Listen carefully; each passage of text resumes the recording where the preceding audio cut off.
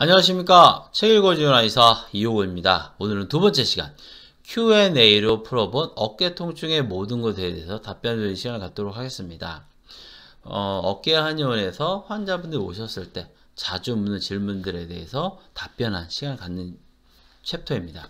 자, 첫 번째, 어깨에서 소리가 난다. 어깨 이렇게 돌린다든가 어깨 뒤쪽으로 한다든가 할 때 소리가 난다고 하는 분들이 있습니다. 대부분의 어깨 소리는 특정 동작, 예를 들어 어깨를 돌리거나 어깨 너머로 팔을 들어 생기는 경우가 많다. 어깨 소리가 난다고 해서 이런 동작들을 반복하게 되면 근육과 근육과 뼈가 부딪히면서 어깨 충돌 증후군이 생길 수 있다. 반면 정상적인 일상에서도 어깨에 소리가 나면 치료 대상이 되지만 이런 경우는 흔하지 않다. 그래서 특정 동작에 소리가 난다면 일단 그 동작을 가급적 피하는 게 상책이다. 특정 동작을 하지 않았는데도 어깨에 소리가 난다면 바로 치료에 임하는 것이 좋다. 대부분 어깨 소리는요, 이런 동작을 한다든가 특정 동작을 할 때 소리가 나는 건 커다란 문제가 되진 않아요. 그런데 일상 동작에서도 소리와 더불어 통증이 있다면 빨리 치료하시는 게 좋습니다. 어깨 충돌 증후군에 노출되었을 가능성이 있기 때문이거든요. 그런데 대부분 어깨 소리 나는 것은 뼈와 뼈랑 근육과 뼈가 부딪힐 때 만나는 소리인데, 그런 동작이 특정 동작이 된다고 해서, 특히 이런 걸 할 때 난다고 해서 계속 반복을 하게 되면 어떻게 될까요? 계속 부딪히게 되겠죠. 그러면 또 다른 2차적 문제가 생길 수 있습니다. 가벼운 어깨에 나는 소리는 그 동작을 피하면서 무겁거나 힘쓰는 일, 그리고 그 동작을 야기하는 동작, 확인하는 동작들 안 하면 대부분 사라지는 편인데, 그런 노력을 했음에도 불구하고 계속해서 어깨에 소리가 나면서 통증이 난다면 그것은 바로 치료에 임하는 것이 좋습니다. 두 번째, 오십견은 치료하지 않아도 된다. 시간 지나면 낫는다. 진짜 그렇던가요? 예, 그렇지 않은 거 여러분 많이 보실 겁니다. 뭐 2년 정도 있으면 그냥 나. 물론 간혹 낫는 경우도 있습니다. 그러나 대부분은 더욱더 고생을 하게 되죠. 관절낭에 염증이 생기면서 굳어가는 것이 오십견이다. 염증을 발생시킨 원인이 지속적으로 생기지 않으면 일정한 시간이 지나게 되면 내 몸 안의 치료 기전 등에 의해서 염증은 자연 소실될 수 있다. 그런 의미에서 오십견은 치료하지 않아도 된다는 속설도 맞는 말이다. 하지만 여기서 간과하기 쉬운 것은 염증으로 인한 통증은 어느 정도 잡을 수 있을는지 모르지만 그 사이에 관절낭이 굳어서 정상적인 가동 범위를 움직이지 못하게 될 가능성이 50%나 된다. 그래서 오십견이 발생하거나 가동 범위 제한이 생기기 시작하면 적극적인 치료를 받는 것이 좋다. 예, 핵심이 이겁니다. 오십견은 발생했다면 바로 적극적인 치료해야 가동 범위나 통증도 효과적으로 줄일 수 있다는 겁니다. 시간이 지나면 나는데 라는 잘못된 속설을 믿고 했다가는 나중에 가동 범위 제한이 심각해서 상당히 고통받는 모습을 보기도 됩니다. 자, 세 번째, 회전근개 파열은 수술해야 된다. 그럴까요? 예, 결론부터 말씀드리면 부분 파열은 원칙적으로 보존적인 치료에 의해서 치료가 잘 되는 편이고요. 완전 파열은 당연히 수술적 여부를 고려해야 되겠죠. 회전근개 완전 파열은 수술이 기본 원칙이다. 그러나 회전근개 부분 파열은 침, 봉약침, 한약 등을 써서, 즉 이런 치료를 보존 치료라고 하는데요. 3회에서 6개월간 치료하는 보존 치료가 우선이며, 어느 정도 통증이 가라앉으면 파열되지 않은 주변 근육을 강화하는 운동들을 하여 일상생활이 가능하도록 도와주는 것이 맞다. 아울러 보존 치료 후에 회전근개 파열이 재발하여 수술로 이어지는 경우는 비교적 드문 것으로 알려져 있다. 네, 아까도 말씀드렸죠. 회전근개 완전 파열은 수술이 기본이다. 부분 파열은 침, 봉약침, 한약 등과 같은 보존 치료를 해서 3에서 6개월간 지켜볼 필요가 있고, 대부분은 회전근개 부분 파열은 한방 치료에 대한 만족도가 높은 질환 중에 하나입니다.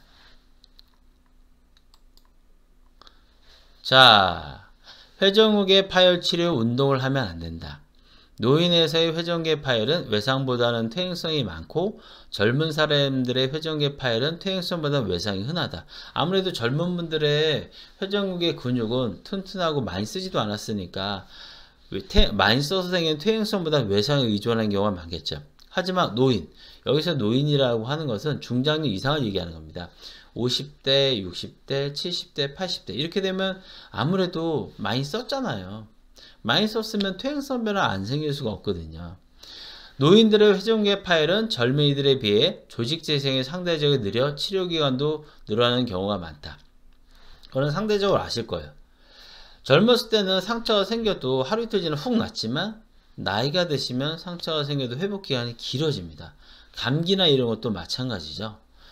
그러나 노인이나 젊은이의 회전계 파열은 치료를 적극적으로 받고 관리만 잘 한다면 치료 후에도 다양한 스포츠 활동을 이어갈 수 있다. 이것이 바로 핵심입니다.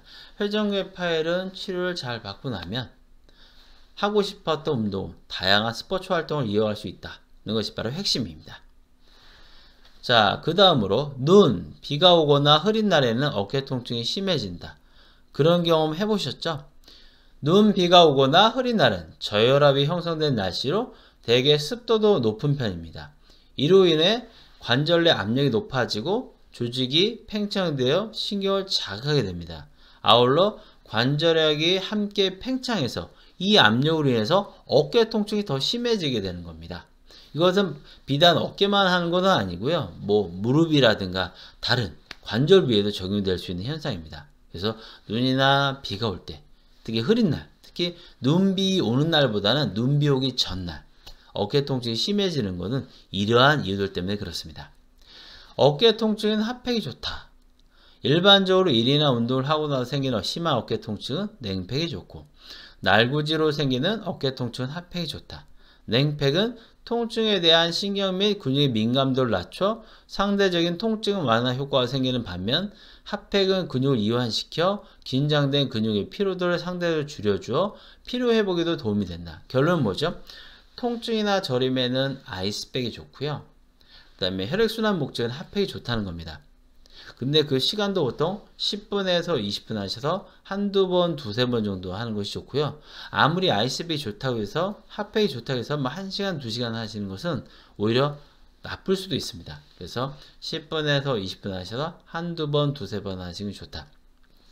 근데 꼭 통증과 저림에는 냉팩, 혈액순환 목적에는 핫팩이 원칙적으로 맞지만, 그런데 내가 몸이 너무 냉해. 근데 통증이 있어서 아이스팩을 때 더 안 좋아지는 것 같아. 그럴 때는 핫팩을 하셔도 좋습니다. 그리고 이런 부분들이 잘 이해가 안 돼 헷갈리는 분이라면 한의사 충분히 상의한 다음에 사용하는 것이 좋습니다. 스트레칭은 자주 하는 게 좋다. 스트레칭의 기본은 조금씩 자주 수시로 하는 것이다.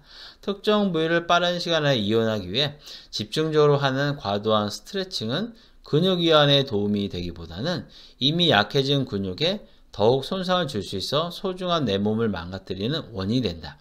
특히 근막 통증 좋은 환자의 경우 만성화되거나 정도가 심할수록 강박적으로 스트레칭이나 마사지 등에 집착하는 경우가 종종 있는데, 이런 동작이 지속적으로 해당 근막이 작용하게 되면 증상이 더욱 심해질 수 있다. 결국 뭐죠?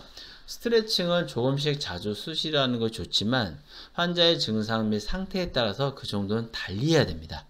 그런 부분도 잘 조절이 않는 분이라면 한의사 충분히 상담한 다음에 진행하는 것이 좋습니다. 마지막으로 오십견 통증은 저녁에 심하다. 예, 오십견 환자 중에 일부에서는 진짜 그런 말씀을 해주십니다. 밤이 무섭다. 맞습니다. 일반적으로 낮에는 일상 활동 등으로 인해 대개 서거나 앉기 마련이다. 이렇게 되면 팔이 자연스럽게 중력 방향 아래로 내려가면서 관절낭 안의 압력이 낮아져 통증이 감소하게 된다. 즉, 일상생활 할 때는 팔이 늘어지잖아요. 그러니까 이 관절낭 안의 압력이 낮아지니까 통증이 감소하지만 누워버리면 이 중력 방향의 적용이 없어져요. 그래서 오십견 환자 중에서 이렇게 누워도 아프고 저렇게 누워도 아프고 이렇게 아프고, 그래서 심지어는 나중에 심해지면 앉아서 주무신다는 분들도 있습니다. 반면 잠자리에 눕게 되면 중력방향의 통증 감소 요인이 소실돼 통증이 증가하게 된다. 특히 아픈 어깨로 자게 되면 압력이 더욱 증가하게 돼서 통증은 더 심해지게 됩니다. 그래서 누워서 자거나 한쪽으로 이렇게 안 돼서 걸어다니다 또 다시 잠을 청하시는 분도 있고 소파에서 앉아서 주무시는 분도 있기 때문에 오십견은 초기 치료가 상당히 중요합니다. 오십견의 담배는 괜찮다. 그럴까요? 일반적으로 통증 질환의 담배는 괜찮은 것으로 가볍게 여기는 경향이 있다. 그러나 담배는 회전근개에 영양과 산소를 공급하는 혈관을 좋게 하거나 막아서 회전근개의 퇴행성 변화를 가속화시키는 역할을 한다. 그래서 어깨에 통증이 생기면 가급적 금연하는 것이 좋습니다. 즉 통증 질환이 있으면 결국은 뭘까요? 금연, 금주하는 것이 기본적으로 좋다는 겁니다. 50견에 한두 잔의 술은 괜찮다. 과연 그럴까요? 한두 잔의 술은 근육을 이완시키고 스트레스나 통증에 대한 역치를 감소시켜 어깨 통증을 일시적으로 감소시키는 효과가 있다. 그러나 자주 혹은 과도하게 마시는 술은 해당 부의 염증을 증가시켜 어깨 통증을 악화시킬 수 있습니다. 그래서 어깨 통증이 생기면 가급적 금주하는 것이 좋습니다. 통증이 있으면 그 부위 염증이 있다는 거고요. 거기에 술이 들어가면 더 악화시킬 수 있기 때문에 특히 어깨 통증이 있다면 가급적 금주하는 것이 좋습니다.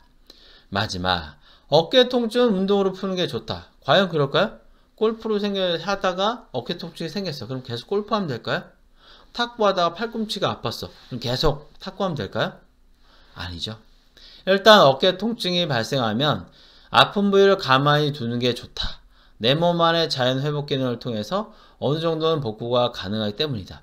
그러나 운동을 꼭 해야 하는 상황이라면 운동 중 혹은 운동 후에 통증이 생기는지를 유심히 관찰할 필요가 있다. 만약 통증이 생긴다면 운동량을 과감히 줄이거나 하지 않는 것이 좋다. 네, 일단 어떤 상체 운동을 하다가 하체 운동도 마찬가지예요. 하다가 문제가 생겼어요. 그러면 가장 좋은 거는 일단 그 운동을 안 하는 거예요. 그러나 이제 살다 보면 또 꼭 할 수밖에 없는 상황이 벌어지겠죠. 그럴 때는 한의사 충분히 상담한 다음에 이런데 해도 되겠는지 물어본 다음에 하시는 게 안전합니다. 다음 시간에는 어깨 통증을 유발하는 수면 자세에 대해서 알아보는 시간을 갖도록 하겠습니다.